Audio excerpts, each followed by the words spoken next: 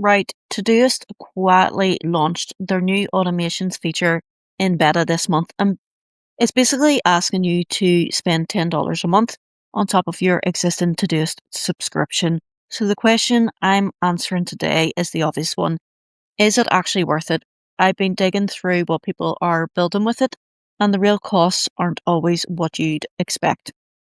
Here's how it works, and this is genuinely impressive.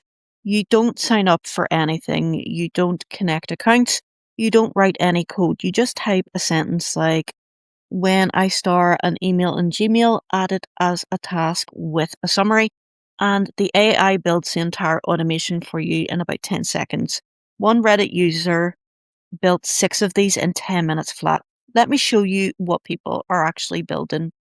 Start an email, it becomes a task with an AI summary.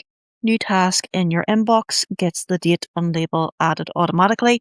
Overdue tasks pushed forward to today. No more dragging stuff manually. Priority bumps.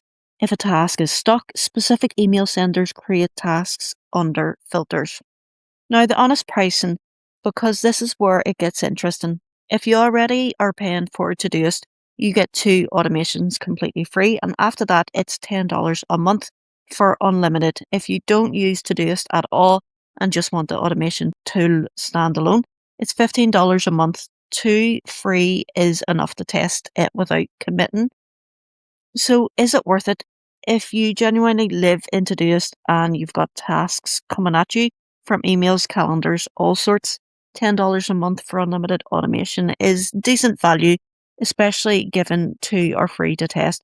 But if you've only got a handful of tasks a day, basic reminders cover most of this for nothing.